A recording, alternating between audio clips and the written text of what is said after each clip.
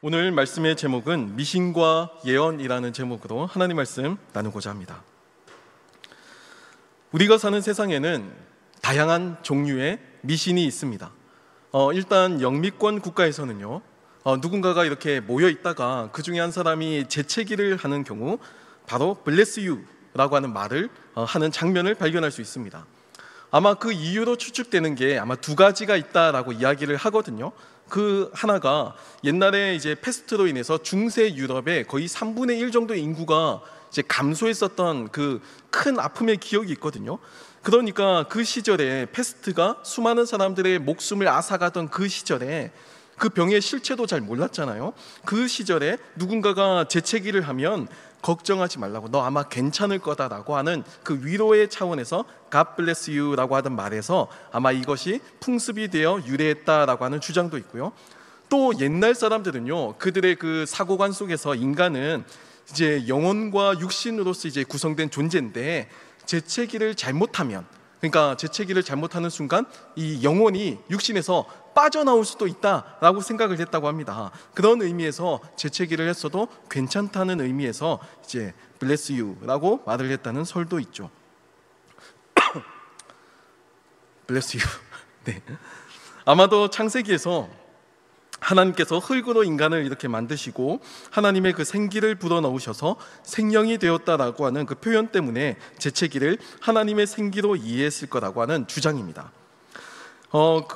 한편 또 해외 토픽으로만 알려져 있는 한국에만 존재하는 한국 고유의 미신이 있습니다. K-미신. 네, K-미신이 있는데요, 대표적인 것이 선풍기 죽음설입니다. 선풍기를 틀고 자게 되면 죽을 수도 있다라고 하는 미신인데요, 그러니까 이제 밀폐된 공간에서 선풍기를 틀면 숨이 막혀서 죽을 수도 있다는 겁니다. 근데 이제 전문가들에 따르면 과학적으로 이 내용은 틀렸다고 해요. 밀폐된 공간에서 선풍기를 통해 숨이 막히려면 이제 몸이 휘청거릴 정도의 그 바람의 강도가 있어야 하고 또 그것도 잠에 푹 들어서 완전 의식이 없는 상태, 그 수준이 되어야 그럴 수도 있다라고 이야기합니다. 그게 아니면 아예 선풍기가 너무 시원해서 아예 저체온증을 불러와야 하는데 모두가 다 그 내용 다 현실성 없는 이야기라고 할 수가 있죠. 또 손 없는 날이라고 하는 미신도 있습니다. 여기서 말하는 손은요, 이렇게 우리가 가지고 있는 이 손이 아니고요, 인간의 활동을 방해하고 사람에게 해코지를 한다고 믿는 이제 그 무속 신앙 속에서 나타나는 악귀 또는 악신을 말하는 단어입니다. 한마디로 이야기하면 나쁜 귀신이 돌아다니지 않아서 인간에게 해를 끼치지 않는 그 길한 날을 손 없는 날이라고 부르는 거예요. 음력 날짜로는 9와 0으로 끝나는 날이고요. 그래서 보통 이제 많은 사람들이 이 날에 이제 집을 수리하거나 이사하거나 아니면 결혼식 날짜를 잡거나 가게 개업을 한다고 합니다. 그래서 운수대통을 꿈꾸면서 이렇게 살아가죠. 재채기와 같이 과거의 아픔이나 역사에서 비롯된 미신도 있고요, 아니면 선풍기 설과 같이 비과학적인 사실이 과학의 내용인 것처럼 잘못 알려져서 괴담을 만들어낸 것도 있고요, 손 없는 날과 같이 아예 무속신앙과 같은 미신도 있습니다. 미신의 종류는 다양하지만 중요한 것은요, 이 미신이 우리의 삶을 지배하고 영향을 미치고 있다는 거예요. 이 미신들은 특정 종교나 일부 사람들에게만 통용되는 것이 아니고요, 그 나라와 그 사회에서는 아주 광범위하게 믿어지고 있고 또 지금도 행해지고 있습니다. 반드시 이 미신의 내용을 내가 믿어서 하는 게 아니죠. 그냥 사회적인 표준이 되고 문화가 된 거예요. 특정한 종교가 없는 사람도 오늘날 여전히 길이를 찾아서 웃돈을 주고 이사를 하거나 결혼식 날짜를 잡습니다. 문명화되었다라고 자부하는 그 서구의 선진국에서는요, 재채기를 하면 모두가 다 이에 질세라 이제 God bless you를 외칩니다. 마음에 그 찜찜함이 남아있기 때문이에요. 왜냐하면 우리는 기본적으로 내 삶을 내 뜻대로 모두 통제할 수 없는 연약한 존재이기 때문입니다. 우리가 살아가는 이 세상은 늘 변수가 존재합니다. 아무리 잘 준비하고 아무리 완벽하게 대비한다고 할지라도 갑작스럽게 재난을 만나기도 하고요, 또 갑자기 사고를 경험하기도 합니다. 사람이 잘 준비하고 잘 준비하지 않고의 문제가 아니고 삶에서 일어나는 이런 갖가지 변수들은 사람의 능력 그 바깥에서 벌어지는 일이라는 거예요. 일어나면 그냥 당해야만 하는 겁니다. 그러니까 이것을 피하기 위해서 미신을 만들어내고 또 그것을 믿기 시작하고 또 이제 그게 단순한 믿음을 넘어서서 신앙이 되어버리기 시작한 겁니다. 전혀 과학적이지도 않고 또 전혀 근거도 없지만 중요한 것은 이 미신이 인간을 지배하기 시작했다라는 거예요.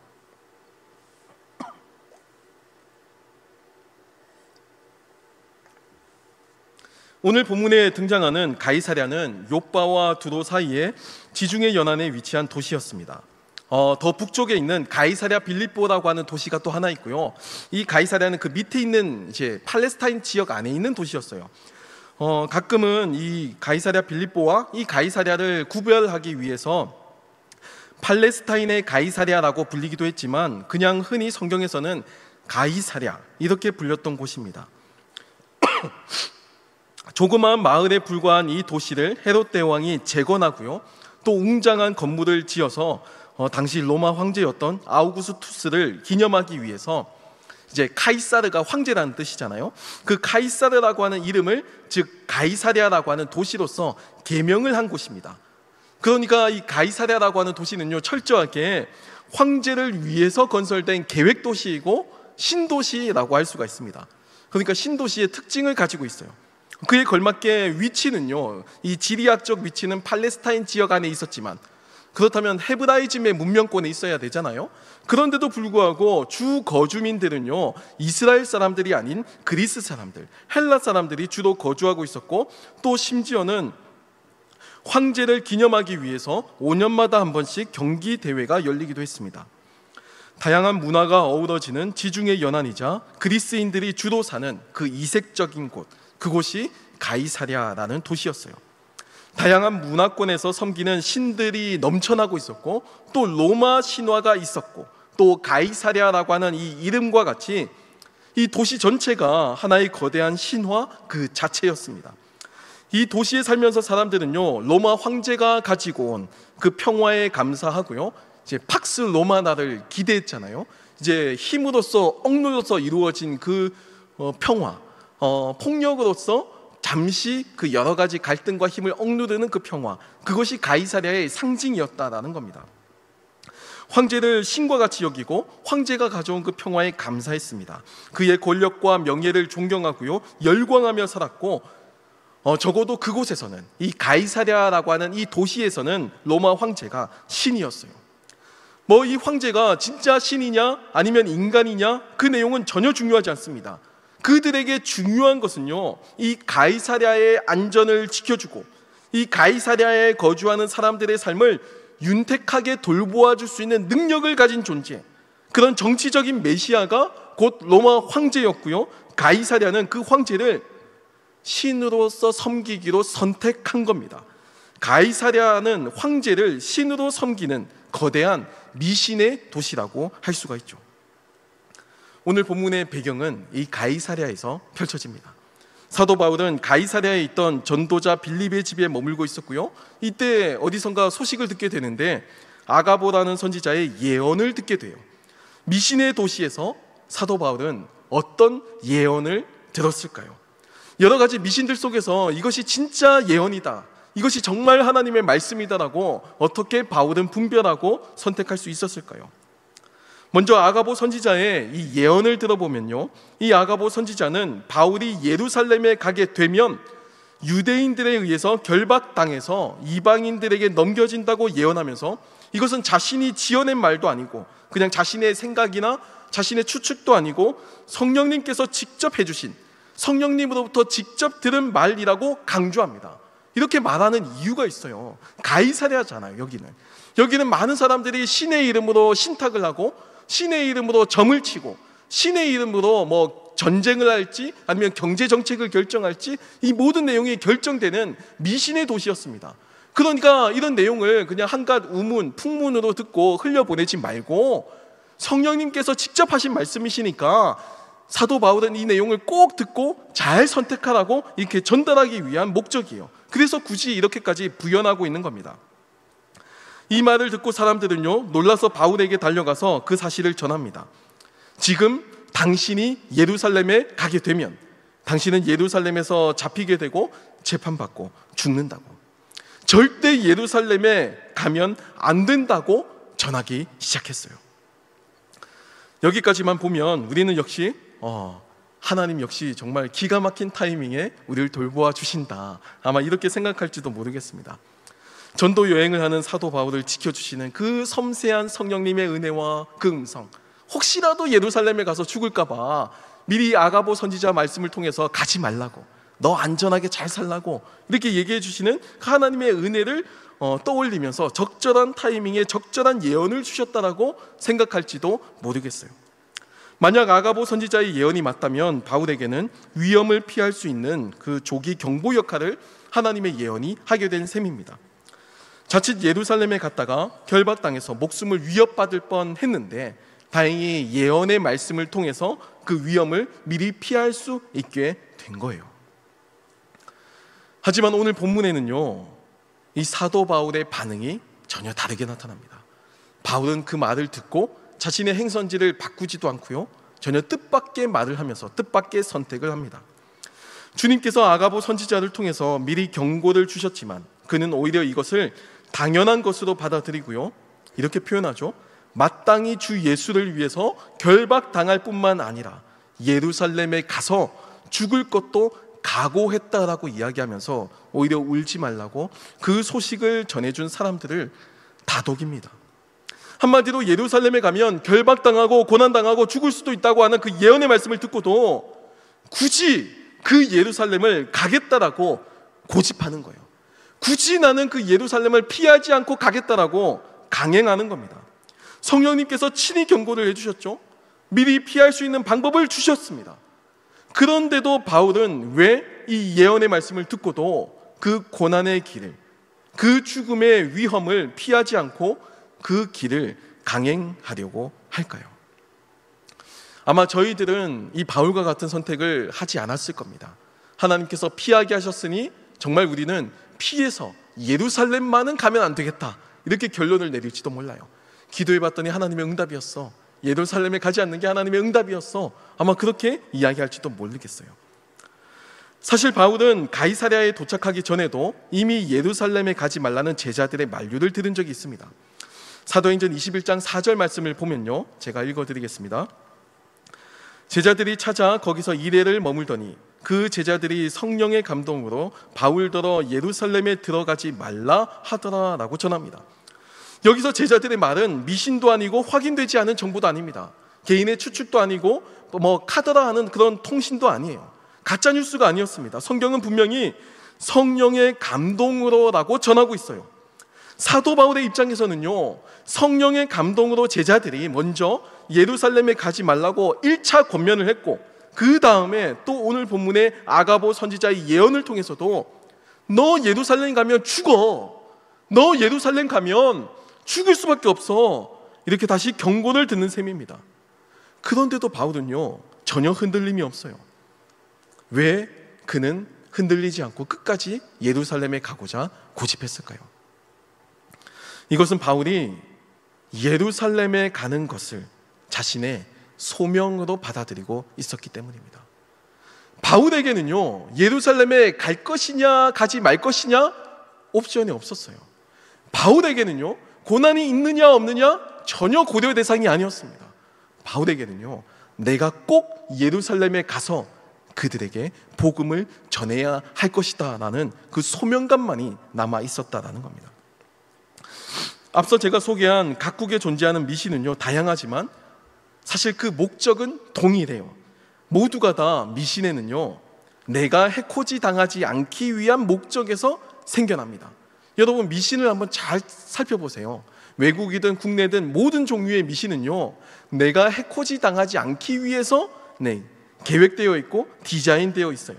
손 없는 날도요, 내가 해코지 당하지 않고 잘 되기를 바라는 마음에서 굳이 웃돈을 주고 이사하는 겁니다. 길일이라고 평가받는 그날에 결혼을 하고요, 그날에 개업을 하는 겁니다. 그래야지만 내가 운수대통하고 애군이 다가오지 않을 거라고 믿기 때문에 내가 해코지 당할까 봐 굳이 내가 믿지 않아도 손 없는 날을 선택하는 거예요. 외국의 재채기 일화도요, 네가 해코지 당하는 일이 없을 거라고 하는 격려입니다. 너 패스트 아니야. 너 재채기 한다고 해서 영혼과 육신이 분리되는 거 아니야. 이런 격려의 말씀이죠. 중요한 것은요, 여러 종류의 미신이 있지만 나를 희생하는 미신은 없다는 겁니다. 행운의 편지와 같이 남이야 어떻든지 나만 행운을 얻으면 된다는 생각에 다단계처럼 막 10명씩 편지를 보낼 정도죠. 그냥 나만 아니면 되기 때문에, 나만 해를 입지 않으면 되기 때문에. 유명 선수도, 운동 선수도 경기 전에 임하는 독특한 징크스를 미신처럼 가지고 있습니다. 똑똑한 교수나 똑똑한 박사도 시험 보기 전에 나름의 징크스를 미신처럼 가지고 있어요. 나에게 도움이 된다면 미신이든 아니든 상관없습니다. 경기력만 좋을 수 있다면, 내가 오늘 이 경기에 이길 수만 있다면, 내가 오늘 이 시험을 합격할 수만 있다면, 내가 오늘 이 논문을 디펜스만 할 수 있다면, 내가 그동안 배워왔던 학력, 그동안 배워왔던 그 지식, 상식 다 필요 없이 모든 인간은 얼마든지 미신적인 존재가 될 수 있어요. 더 좋은 결과를 내기 위해서, 내 삶의 편의를 위해서, 나의 성공을 위해서 인간은 얼마든지 미신에 빠질 수 있고 또 얼마든지 미신적인 인간이 될 수 있습니다. 만약에 해코지를 당할 수 있다고, 만약에 나에게 안 좋을 수도 있다고 하는데도 굳이 그것을 고집하는 사람은 없어요. 미신을 믿지 않는다고 이야기하는 사람들, 종교가 없다고 합리적이라고 생각하는 사람들도 적당히 미신에 속기도 하고 또 속아도 주면서 살아갑니다. 그냥 그걸 문화라고 받아들이고 그걸 미덕이다라고 생각하기도 해요. 하지만 오늘 본문의 사도 바울은요, 정반대의 선택을 하고 있습니다. 자신이 더 위험해지는 선택을 하고 있는 겁니다. 더 고난받고 더 힘겹고 더 어려운 길을 굳이 선택하는 거예요. 저도 어릴 때 제 집에 문지방 아시죠? 문 열고 하면 그 문지방 밟으면 복 나간다 그랬었잖아요. 그래서 제가 어릴 때 거기 이렇게 막 타고 올라고 매달리고 막 그랬었는데 맨날 이렇게 엄마한테 막 이렇게 맞았어요. 등짝 스매싱을 맞고 그랬어요. 복 나간다고. 근데 저도 무심코, 제가 그때 교회 다니기 전이었는데 무심코 문지방에서 놀 수도 있는데도 불구하고 뭔가 꺼려지는 겁니다. 내 안에 약간 금기 같은 게 생겨나는 거예요. 이걸 밟으면 나한테 이익이 없으니까 복 나간다고도 하지만 당장 뒤에서 이제 등짝 맞을 수도 있으니까 더 조심하게 되는 거죠. 굳이 내가 손해보고 굳이 나에게 위험이 있는데도 그 길을 선택하는 사람은 없다는 거예요. 더군다나 사도 바울에게 주신 말씀은 미신도 아니고 성령님께서 직접 가르쳐 주신 예언입니다.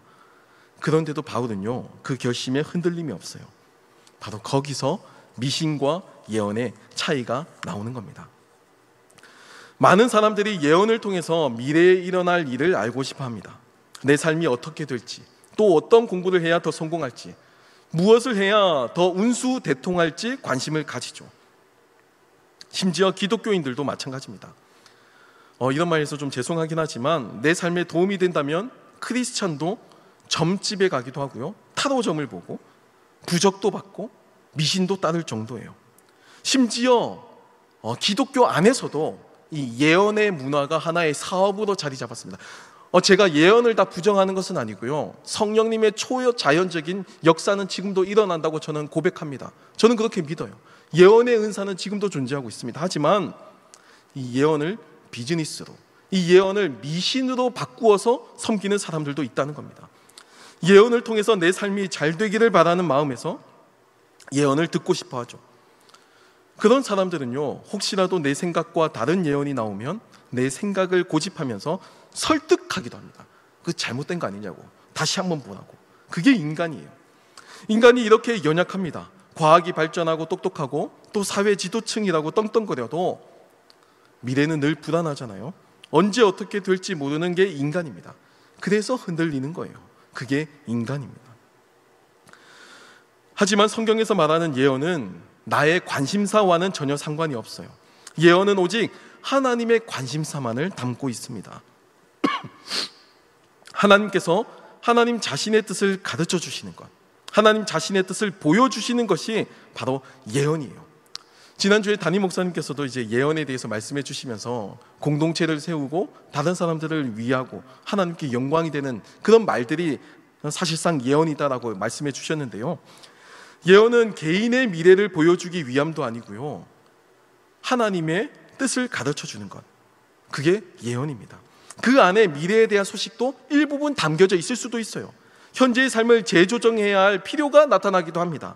하나님의 뜻을 보여주시는 것이기 때문에 이 예언 안에는 나에게 이득이 되는지 나에게 이득이 되지 않는지는 관련이 없어요.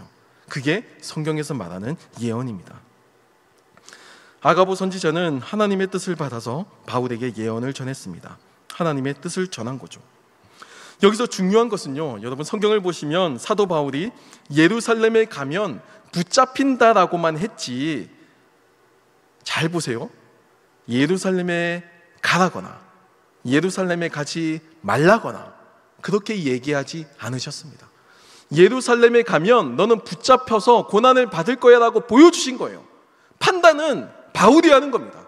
하나님께서는 가라거나 가지 말라거나 하는 그 가치 판단을 하지 않으셨어요. 사람들이 부추긴 거죠. 그 내용을 보고 가면 여기서 고난을 받네? 가지 말아야지. 예언이 아니라 자신의 생각을 거기에 덧붙인 겁니다. 그리고 바울에게 전달한 거예요. 바울은요, 사람들의 의견 덧붙인 것을 빼고 하나님의 순수한 예언만을 받아들였습니다. 예루살렘에 가면 나는 붙잡히고 나는 죽을 수도 있구나. 하지만 그럼에도 나는 복음을 전하기 위해서 고난을 당하기로 작정했노라고 선언하는 겁니다. 바울에게 아가보 선지자의 예언은요, 오히려 예루살렘을 향한 자기의 소명을 확인하는 기회였습니다. 그게 바울에게는요, 하나님의 뜻이자 하나님의 예언이었어요. 사랑하는 청년 여러분, 우리는 나만 생각하는 이기적인 세상에 물들어 있습니다. 신앙도 믿음도 예언도 심지어 미신마저도 모두 나만 생각하죠. 잘 되게 해달라고 기도하고 잘 되기 위해서 예배드리고 또 잘 되어야 감사합니다. 혹시라도 내 생각과 다르면 상처받고 고난이라고 불평하죠. 하나님을 예배하는 것이 아니고 사실 우리의 신앙의 모습을 잘 들여다보면 하나님을 예배하고 섬기는 것이 아니고 마치 나를 지켜주는 호위무사나 수호신을 데리고 사는 것에 불과하게 느껴질 때도 있습니다. 이게 미신과 뭐가 다르냐는 거예요. 하나님께서는 우리를 위해 모든 것을 버리셨습니다. 독생자가 십자가에 못 박혀 죽으셨고 막대한 희생 끝에 우리를 구원하셨어요. 하나님은 모든 것을 희생하셨는데 우리는 조금의 희생도 하지 않으려고 한다는 겁니다. 내가 예수 믿는 것, 내가 희생하지 않기 위해서 역설적으로 예수를 믿는 경우가 더 많이 있다는 거예요. 하나님의 뜻을 알고 싶은 것이 아니고 그저 내 미래가 궁금해서 내 미래가 알고 싶을 뿐이고 내가 어떻게 해야 잘 되는지 관심만 가질 뿐입니다. 하나님의 뜻은 그다지 궁금하지 않은 거예요. 제가 왜 우리 그리스도인의 삶이 이렇게 피폐해졌을까 고민해 봤습니다. 왜 우리가 세상의 빛과 소금의 역할을 감당하지 못하고 오히려 이기적으로 살아가는 이익 집단이 되었을까? 이건 제 생각이 아니고 세상이 교회를 바라보는 관점이에요.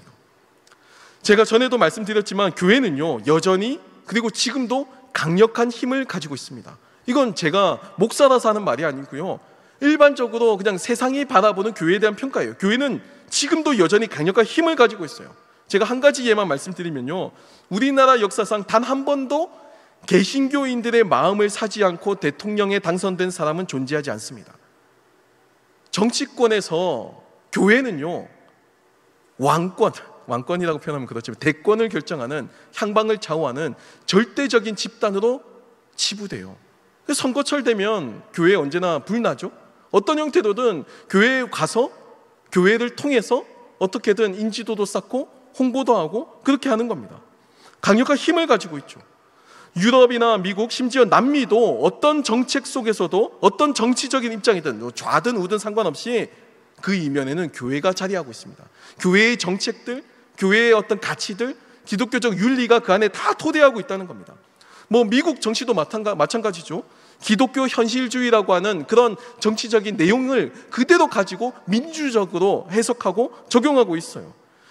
독일도 소통 이론 이런 거 보면 다 기독교적인 내용을 가지고 그 안에서 사회가 굴러가고 있습니다. 우리가 아니라고 해도 객관적인 지표가 이미 교회가 가지고 있는 힘을 보여주고 있다는 거예요. 저는 이것을 부정하거나 다 잘못되었다 이렇게 이야기하는 것이 아닙니다. 이런 힘을 가진 우리가 이 복음을 이기적인 처세술이나 그럴듯한 자기개발서로 바꾸는 것을 경계하는 거예요. 예언을, 하나님의 말씀이, 하나님의 뜻이 펼쳐지는 이 예언을 한낱 이기적인 미신으로 바꾸어 버리게 된다면 우리는 스스로 그 복음의 생명력을 부정하게 될 겁니다. 하나님의 뜻이 때로는 우리가 희생하는 것일 수도 있어요. 하나님의 뜻이 때로는 우리가 실패하는 것일 수도 있어요. 저는 살면서 정말 실패 많이 했거든요. 저 살면서 정말 실패 많이 했어요. 너무 많이 실패해봤고 너무 많이 잘 안 돼봤어요. 근데 그것이 하나님께서 나를 버리신 것이 아니라 하나님의 그 계획이고 하나님의 뜻이다라고 저는 생각합니다. 우리 모두에게도 하나님께서는 성공의 길로만, 형통의 길로만 이끄시는 것이 아니고 쓰러져도 보고 실패도 해보고 끊임없이 넘어져 보면서 그 안에서 하나님을 더욱더 신뢰하고 믿는 그 길을 우리에게 보여주시고자 한다라는 겁니다. 이번 한 주간은 내 뜻과 내 생각을 내려놓고 하나님의 뜻을 구하며 살기를 소망합니다. 그리고 하나님의 음성을 들으면서 그 하나님의 예언의 말씀에 순종하며 살아가는 저와 여러분이 되길 축복합니다. 이 시간 함께 찬양하고 또 기도하는 시간을 가지겠습니다. 이 시간 함께 찬양할 때 우리 끝없는 사랑이라는 찬양을 함께 하나님께 올려드리길 소망하는데요, 하나님의 사랑을 그저 단순하게 교회에서 추상적인 명제로서만 고백하는 것이 아니고 우리의 일상 속에서도 그 세심하게 말씀하시는 그 음성을 함께 느끼고 경험하고 고백했으면 좋겠습니다. 저도 이 감기가 한 2주간 이렇게 지속되면서 기침이 자꾸 사그러들지 않으니까 어저께도 하나님, 제가 설교해야 되는데 이 기침 자꾸 하니까 어떡합니까? 막 이렇게 기도했거든요. 근데 지금도 기도하네요. 지금도 기침하고 있잖아요. 이게 하나님께서 무능해서 고쳐주시 못하신 것도 아니고 하나님께서 너 한번 골탕 한번 먹어보라고 그냥 놔두신 것도 아니고 하나님께서는 이 과정 가운데서도 네가 기침을 해도, 네가 육신이 연약해도, 네가 때로는 실패하고 무너져도 여전히 그곳에서는 하나님의 말씀이 선포되고 있고 또 여전히 그곳에서 성령님께서 우리와 함께하고 있다는 것을 저는 우리 모두에게 가르쳐 주시는 하나님의 사인이라고 생각합니다. 우리 시간 함께 찬양하면서 그 하나님의 은혜를 고백하며 나아가길 소망합니다.